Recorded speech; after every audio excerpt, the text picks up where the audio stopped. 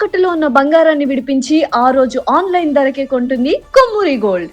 అంటే భౌతికమైన ఆరోగ్యము తద్వారా మానసిక ఆరోగ్యం, లేదా మానసిక ఆరోగ్యం తద్వారా భౌతిక ఆరోగ్యం, ఈ రెండిటికి సూర్యుడిని కనెక్ట్ చేశారు కదా. ఆదిత్య ఉదయం చదువుకోమంటారు. చదువుకోవటం అనేది విశ్వసించిన వాళ్ళు ఆ మార్గంలో వెళ్తారు. సూర్యుడికి మన ఆరోగ్యానికి దీన్ని మనం సైంటిఫిక్గా చెప్పాలంటే ఎలా చెప్పాలి, మన భారతీయమైన ఆర్ష ధర్మ వాతావరణం చెప్పాలంటే ఎలా చెప్తారు? రెండు రకాలు నేను పరిశీలించినటువంటి వేదవాంగ్మయం కానీ ఆశ్రమంగా బాగా కనబడుతుంది. సూర్యుడిని ఆధారం చేసుకుని మొత్తం చెప్పారండి. సూర్యుడిని భారతీయులు అర్థం చేసుకున్నట్టు ఇంకే ఒక్కరూ అర్థం చేసుకోవాలి. ఉదాహరణకి సూర్యుడికి ఎన్ని రకాల పేర్లు ఉన్నాయి మన సంస్కృతిలో. మనం ఏమీ తెలియని ఉన్నా కానీ 10 పేర్లు చెప్పగలడు కనీసం. అంటే ఈ 10 పేర్లు సూర్యుడికి పేర్లు అని కాకుండా సూర్యుడిలో ఉన్న రకరకాల శక్తులకు పేర్లు, ఆ నామాల ద్వారా రకరకాల శక్తులు చెప్పారు. సూర్యుడి గురించి ఆశ్చర్యకరమైన జ్ఞానం ఉంది. నేను దాని గురించి ప్రవచనం చెప్తే నాకు 15 రోజులు పట్టింది ఆదిత్యోదయం బేస్ చేసుకుంటే. అయితే ఆశ్చర్యం కలిగిన విషయాలు ఎన్నో బయటకు వచ్చాయి. సూర్యుడి గురించి భూమి మీద మొదట ఆలోచించిన వాడు భారతీయ మహర్షి అని నేను తెలుసుకున్న విషయం. ఇక్కడ తపస్సు ద్వారా సూర్యుడు ఎన్ని రకాల శక్తులు ఉన్నాయో దర్శించాడు. కనుక పరమాత్మ అనేవాడు ఎవడైతే ఉన్నాడో వాడు సూర్యుడి ద్వారానే మనకు తెలుస్తుంది. కానీ సూర్యుడే పరమాత్మ అని భావన చేశారు. ఇది ప్రకృతిని భగవంతుడిగా భావించే ఆటవిక భావన కాదు. భగవత్ శక్తిని ప్రకృతి ద్వారా గ్రహించి సృష్టికి అతీతమైన భగవంతుడే సృష్టి యందు ప్రకృతి ద్వారా వ్యక్తమవుతున్నాడు. ఆ ప్రకృతికి మూలం సూర్య భగవానుడు.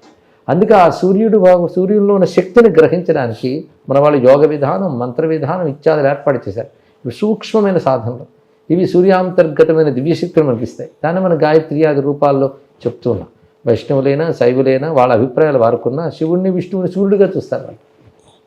అది ఆ సూర్యుడితో అనుబంధం. అందుకే సూర్యుడికి ఉదయించే ముందు నిద్ర లేవడం, అని ఉదయించేటప్పటికి మన స్వాగతం పలుకునంత శుచిగా ఉండడం, ఆ గృహాలు శరీరాలు కూడా సూర్యోదయానికి సంసిద్ధంగా ఉంటాయి. అదేవిధంగా సూర్యుడి గమనాన్ని అనుసరిస్తూనే మన జీవన విధానం ఏర్పరిచారు. సూర్యాస్తమయం తర్వాత మనిషి విశ్రాంతికి, అప్పుడు పనికి కాదు. ఇలా ఒక్కొక్క విధానాలు ఏర్పరిచారు. సంధ్యోపాసన ఇత్యాదులన్నీ ఏర్పడ్డాయంటే సూర్యుడిని ఆధారం చేసుకునే భారతీయ జీవన విధానం అంతా ఏర్పడింది అనేది వాంగ్మయ పరిశీలన తర్వాత నాకు ఏర్పడిన అభిప్రాయం. అది ఇందులోనే సైన్స్. సూర్యుల్లో ఉన్న అనేక రకాల శక్తులు ఉన్నాయి. ఒక్కొక్కరు పొందగలుగుతున్నారు దాన్ని. వేడి వెలుగు మాత్రమే కాకుండా సూర్యుల్లో అనేక సూక్ష్మ శక్తులు ఉన్నాయి. ఈ సూక్ష్మ శక్తుల్ని సృష్టిలో ఒక్కొక్క జీవులు ఒక్కొక్కలా పొందుతున్నాయి. వృక్షాలు ఒకలా పొందుతాయి సూర్యుల్లో ఉన్న శక్తిని, జంతువులు ఒకలా పొందుతాయి, శిలలు మొదలైనవి ఒకలా పొందుతాయి, మనిషి ఒకలా పొందుతాడు. ఒక్కొక్కరు ఒక్కొక్క విధంగా పొందుతున్నారు. ఇది మనం గమనించితే ఇదే సైన్స్. అందులో ఉన్నటువంటి అందుకే సూర్య సంబంధమైన విజ్ఞానమే నేను సైన్స్ అని చెప్తాను ఇక్కడ. ఎందుకంటే సైన్స్ ఒక సబ్జెక్టు, ఆధ్యాత్మిక సబ్జెక్టు నేను భావించను. సైన్స్ పండిపోతే ఆధ్యాత్మికత అంతే. సూర్యుడిని తెలుసుకొని సూర్యుడు అంటే ఏంటో అర్థం చేసుకొని సూర్యుడు తగ్గట్టుగా మనం ప్రయాణం చేస్తూ సూర్యుడు చుట్టూనే తిరుగుతూ ఉంటే మనం సంపూర్ణమైన ఆరోగ్యవంతులం అవుతాం అన్ని రకాలు. అదే అంతే కదా. సంపూర్ణ ఆరోగ్యం అన్నమాట చాలా బాగుంది. శారీరకంగా, మానసికంగా, బౌద్ధికంగా కూడా మనం పరిపూర్ణం అవడమే సంపూర్ణ. ఇప్పుడు గమనిస్తూ ఉంటే విషయం ఏంటంటే అనేక మంది భౌతికమైన విజ్ఞాన శాస్త్రమే పరమావధి అనుకుంటూ ఉన్నత స్థితికి వెళ్ళినటువంటి వాళ్ళు, అంటే మనం అనుకున్న ఉన్నత స్థితి భౌతికంగా ఒక ఉన్నత స్థితికి, ఆర్థికంగా కానీ సామాజికంగా హోదా కానీ ఇవన్నీ పొందిన వాళ్ళు, ఆస్తులు అవన్నీ పెంచుకున్న వాళ్ళు గమనిస్తున్నది ఏంటంటే దీనిలో పరిపూర్ణత లేదు, సారం లేదని రియలైజ్ అవుతున్నారు. చేతులు కాలేక ఆకులు పట్టుకున్నట్టుగా అప్పటికి చాలా విషమించిపోతున్న సమయం కూడా ఆనందంగా ఉండేది వాళ్ళకి. అది ఏదో సంథింగ్ ఈజ్ మిస్సింగ్, ఏదో కోల్పోతున్నామన్న భావం వాళ్ళకి కలుగుతుంది. అలా కలిగిన వాళ్ళు వెంటనే చేస్తున్నది ఏంటంటే భారతీయ ఆధ్యాత్మిక జీవన విధానం, ఆలోచన విధానం వైపు తిరిగారు. దానికి సంబంధించి అనేక గ్రంథాలు ఈ మధ్య వచ్చాయి. ఇప్పుడు the monk who sold his Ferrari అనే పుస్తకం వచ్చింది ఇంగ్లీష్లో, చాలా ప్రసిద్ధి చెందింది. అతడు కథ ప్రకారంగా చూస్తే భౌతికంగా బోల్డ్ సాధించాడు. ఆయన మనం ఏవైతే సాధించాలని ప్రతి వాళ్ళ అంబిషన్ సక్సెస్ అని ప్రయత్నిస్తారో అన్నీ సాధించాడు. ఆయన ప్రపంచ ప్రసిద్ధుడై అమెరికాలో పెద్ద లాయర్గా ఉండేవాడు. బోల్డ్ అంతా ఆస్తిపాస్తులు ఉన్నాయి, ఏది కావాలంటే భోగం అందుబాటులో ఉంది. అలా అంటే ఆయన 50 ఏళ్లకే వాదిస్తూ కుప్పకూలిపోయాడు. వెంటనే ఆయన హాస్పిటల్ ఇచ్చేశారు. చేసిన తర్వాత చాలామంది మళ్ళీ పలకరిస్తున్నారు. ఆయనకి ట్రీట్మెంట్ నెలల తరబడి అవుతున్నా సర్దుకోలే. ఒక రోజున వీళ్ళు పలకరించడానికి వెళ్తే ఆయన కనబడలే. ఏమయ్యాడు అంటే ఎవరికి తెలియలేదు. ఇంకా ఎవరి మానాలు వాడి జీవన విధానాల్లో పడిపోయారు. ఒకరోజు ఆయన మళ్ళీ తన జూనియర్ దగ్గరికి వచ్చాడు. వచ్చినప్పుడు 30 ఏళ్ళ కురవాళ్ళలో ఉన్నాడు. ఈయన ఆశ్చర్యపోయి అడిగాడు, మీరెవరు అని.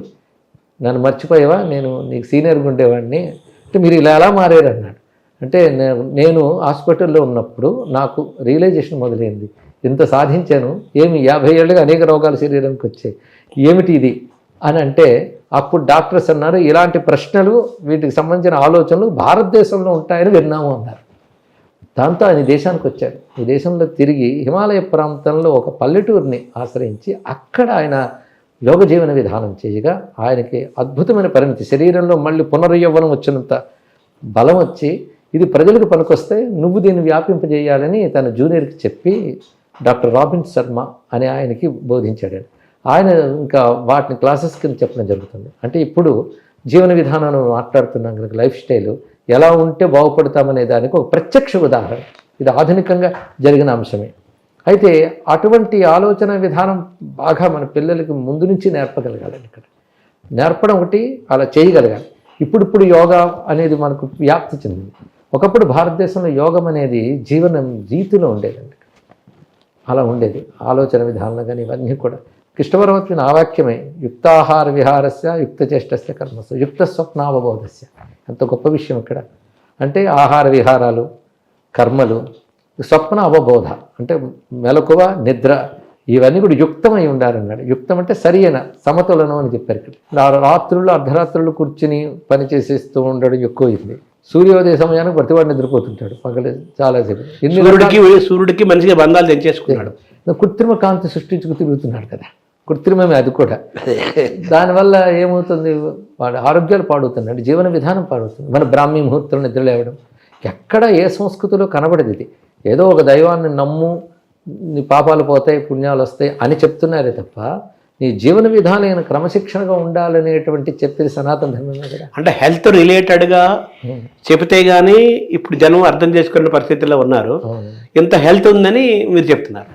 ఇప్పుడు హెల్దీ బాడీ ఎంత అవసరమో హెల్దీ మైండ్ కూడా అంత అవసరం. ఆరోగ్యకరమైన మనస్సు అంటే ఆధ్యాత్మిక చింతన ఉంటేనే ఆరోగ్యకరమైన మనస్సు. ఇక్కడ ఆధ్యాత్మికత అంటే ధార్మిక అని కూడా అర్థం చేసుకోవాలి. ధర్మం ఒకటి చాలా ప్రధానమైనటువంటిది. మన అవసరాలు, మన కోరికలు, మన అనుబంధాలని ధర్మం నిర్ణయించాలి, మన ఎమోషన్స్ నిర్ణయించకూడదు. ఇప్పుడు అలా కాకుండా మనవన్నీ మన ఎమోషన్స్ నిర్ణయిస్తాయి. ఇష్టాలు, నా జీవితం నా ఇష్టం అంటాడు, కానీ నీ జీవితం నా ధర్మం అనే మాట్లేదు ఇక్కడ.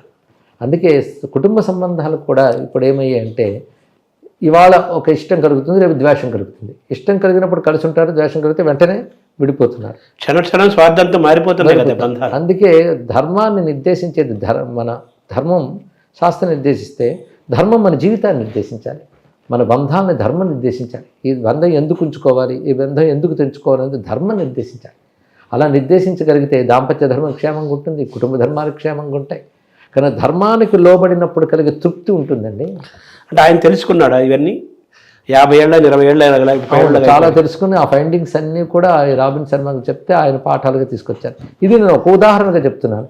ఇలా ఎంతోమంది ఇప్పుడు మనకు జరిగిన పుష్కరాల కాలంలో కూడా మీరు గమనించితే విదేశస్తులు ఎందరో హైందవ ధర్మాన్ని పాటిస్తున్న వాళ్ళు వచ్చారు, ఆచరిస్తున్నారు. అది వీళ్ళు వెళ్ళి మత ప్రచారం ఎవరూ చేయలేదు.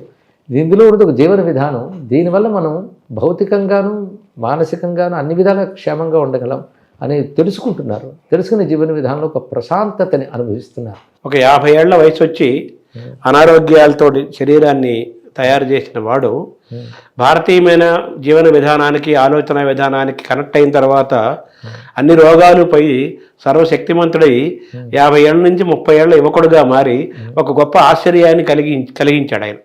అంతే కదా. ఇలాంటి వాళ్ళు ఎందరో ఉన్నారు. ఇప్పుడు ముఖ్యంగా మీరు గమనించితే యోగ జీవనంలో దీర్ఘాయుష్ అనేది సాధారణంగా కనబడుతుంది. అది గమనించుకోవాల్సిన అంశం. అందుకే మనకు ఆయు పరిమితి ఏది అని లెక్క కడితే మనిషికి 126 ఏళ్ళు ఆయు పరిమితి అని వేదం చెప్పింది. ఇంకెవరు చెప్పినట్టు మనకు కనబడదు. వేదం స్పష్టంగా చెప్పింది 126 ఏళ్ళు. ఆ 126 ఏళ్ళు ఆరోగ్యంగా ఉండడం, అవును, అనారోగ్యం మంచమెక్కి కాదు, జీవించడం కాదు. అందుకే యుద్ధాలు చేసినప్పుడు మనకి ధర్మరాజు వాళ్ళ వయసులన్నీ 90లు. ఆ సమయంలో యుద్ధం చేశారు. ఇప్పుడు మనం ఊహించగలమా? దానికి కారణం యోగ జీవనం. భీష్ముడు కూడా అంపశయ్య మీద 53 రోజులు ఉన్నాడు అంటే దేని కారణం? ఒక ముళ్ళు గుచ్చుకుంటేనే ఉండలేమే, అలాంటి బాణాలు గుచ్చుకుంటూ ఉండగలిగే అంటే యోగశక్తి. ఆ యోగం అనేది భారతీయ జీవన విధానం ప్రధానమైన అంశం. మనం తెలుసుకున్నది ఏంటంటే మనిషి యొక్క ఆయుర్దాయం 126 సంవత్సరాలు. అంతే కదా. అవునండి. మనం సరిగ్గా మనదైన విధానంలో మనం ప్రవర్తిస్తే, ఆచరిస్తే 126 ఏళ్ల పాటు ఆరోగ్యంగా జీవించవచ్చు అని చెప్పడానికి గతంలో ఎంతో మందిని మనం ఉదాహరణగా చెప్పవచ్చండి. ఇప్పుడు మన తులసీదాస్ గారు ఉన్నారు, 120 ఏళ్ళ పైన ఉన్నారు ఆయన. విద్యారణ్య మహర్షి కూడా అలాగే ఉన్నారు. వాళ్ళు యోగ జీవన విధానం వాళ్ళందరూ. ఎలాంటి యోగులు ఇప్పటికి ఉన్నారు. మనకి మనిషి గొప్పగా జీవించాలి అంటే భారతీయ ఋషి జీవన విధానం ఏంటంటే ప్రతివాడు ఆనందంగా ఉండాలనుకుంటాడు, గొప్పగా ఉండాలనుకుంటాడు. కానీ ఎలా ఉంటే గొప్పగా ఉంటాడు అనేది ఎప్పుడు చేసి చూపించారు. వాళ్ళు చెప్పి చూపించారు, చేసి చూపించారు. రెండూ కనబడుతున్నాయి మనకి. అలాగే ఆనందం కూడా ఏది స్వచ్ఛమైంది, శాశ్వతమైంది, పవిత్రమైంది, గొప్ప ఆరోగ్యాన్ని ఇచ్చే ఆనందం కూడా మనం తీర్చుకోలేకపోతున్నాం కదా. అదే అందుకే మనకి బహిర్ముఖమైన విషయానందాల కంటే అంతర్ముఖమైనదే ఆనందం. అసలు ఆనందం స్వస్వరూపం అనే వేదాంత శాస్త్రం చెప్తాం. సో మీరు చెప్పిన వీళ్ళందరూ కూడా 126 ఏళ్ల పాటు సంపూర్ణమైన శారీరక మానసిక ఆరోగ్యంతోనే జీవించారు వాళ్ళు. అవును, పూర్తి జ్ఞానంతో కూడినటువంటి ఆరోగ్యం. మన మార్కండేయ మహర్షి కథ వింటాం. మార్కండేయుడు కల్పాంత జీవి అంటాం. అలాగే 1000 ఏళ్ల వయస్సు ఉన్నటువంటి యోగుల గురించి, ఋషుల గురించి ఇప్పుడు బయటకు వస్తున్నాయి. పరమహంస యోగానంద లాంటి మహానుభావులు రచించిన గ్రంథాల ద్వారా 1000 ఏళ్ల వయస్సులో కలిగిన యోగుల గురించి బయటకు వచ్చింది. ఇలాంటి అందరూ చూపిస్తున్నారు. అంటే వాళ్ళు అంత వయసులో ఆరోగ్యంగా ఎలా ఉండగలుగుతున్నారు? ఈ సాధన వల్లే కదా. అంత సాధన లేకుండా కొంతైనా మన జీవితంలో సాధన చేసుకోగలిగితే ఒక మానవజాతి అంతా కూడా అలాంటి సంపూర్ణమైన ఆరోగ్యంతో దీర్ఘాయుష్యతో ఉండగలుగుతారు. అంటే మామూలుగా నిన్న మొన్నటి వరకు కూడా మనం వినేవాళ్ళం, ఇదే ఈ మనిషి యొక్క మంచి ఆయువుతో చిరాయువుగా ఆరోగ్యంతో జీవించడం ఎలా అనేది మన భారతదేశం నుంచి వేరే వాళ్ళు నేర్చుకోవాలి. మనం కూడా మళ్ళీ రివైవ్ అవ్వాలి. అయితే స్వచ్ఛంద మరణం కూడా మనం మొన్నటి దాకా మనం విన్నాం. వాళ్ళే దాన్ని శరీరాన్ని వాళ్ళు ఎప్పుడు కావాలంటే అప్పుడు వదిలేయటం. ఇది నిజమేనా? అది తపశ్శక్తి చేత సాధ్యమవుతుందండి ఇక్కడ. అంటే వాళ్ళు జీవితం మీద వాళ్ళకి పూర్వం ఇప్పుడు రాముడు అరణ్యవాసంలో వెళ్ళేటప్పుడు శరభంగ మహర్షి కనిపిస్తాడు. ఆయన నేను చేసిన తపస్సు ఊర్ధ్వలోకాలు ఎదురు చూస్తున్నాయి, కానీ నువ్వు వచ్చే వరకు ఉండాలనున్నాను, ఇప్పుడు నేను నీతో మాట్లాడిని వెళ్ళొస్తానంటాడు. అంటే వాళ్ళకి ఎప్పుడు కాబట్టి శరీరాన్ని త్యజించగలరు. దీనికి మంచి సూచన వాక్యం కాళిదాస్ ఇచ్చాడు. యోగేనాంతే తనుత్యజాం అన్నాడు ఇక్కడ. అంటే వాళ్ళ జీవిత విధానం ఎలా ఉండేవి రాజర్షులవి అంటే శైశవేభ్యస్త విద్యానాం యవ్వనే విషయేషినాం వార్ధకే మునివృత్తీనాం యోగేనాంతే తనుత్యజామని.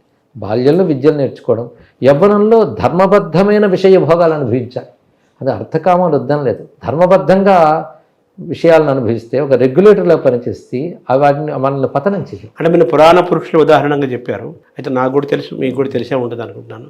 సద్గురు కందుకూరి శివానందమూర్తి గారు వాళ్ళ నాన్నగారు కందుకూరి వీరబసవరాజు గారు, ఆయన 104 సంవత్సరాల పాటు జీవించారు. ఆయన యోగ మార్గంలోనే శరీరాన్ని వదిలారని స్వయంగా శివానందమూర్తి గారు నాకు చెప్పారు. మీలాంటి వారు కూడా చెప్పే ఉంటారు. సో అది కూడా ఒక గొప్ప ఉదాహరణే కదా. అదే ఉదాహరణ. అంతేకాదు కొంతమంది ఒక లక్ష్యం కోసం భూమి మీదకి వచ్చి వాళ్ళు పుట్టిన దగ్గర నుంచి జీవించి ఉన్నంత కాలం అంతా లక్ష్యం కోసమే పనిచేస్తారు. ఉదాహరణ ఆదిశంకర భగవత్పాదులు వంటి వారు. అలాంటి వారు ఏమిటంటే ఇంకా వచ్చిన పని పూర్తయిందని స్వచ్ఛందంగా శరీరాన్ని విడిచిపెట్టిన మహానుభావులు ఉన్నారు.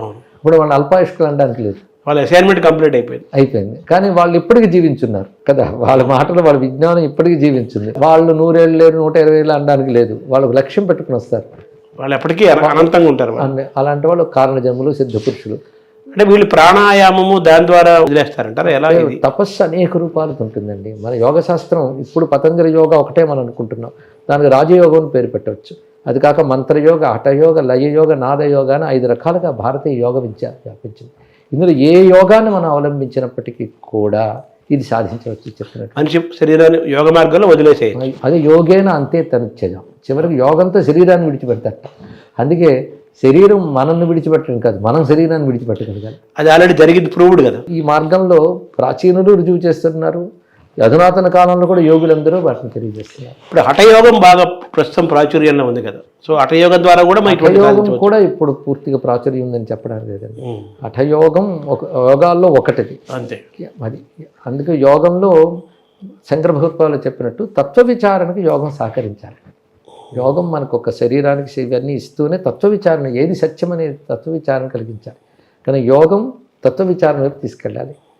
మనస్సుని వికారరహితంగా చేయగలగాలి. యోగశ్చిత్తవృత్తి నిరోధ కదా. వీటన్నిటికీ మంత్ర, నాద, లయ, అఠ, రాజ యోగములన్నీ ఒకదానితో కూడా ముడిపడి ఉంటాయి. కనుక ఇది ఒకటే అనుకోండి, అందులో అంశాలు కలిసి ఉంటాయి. మొత్తం కలిపి ఉన్నాయి యోగ శాస్త్రం.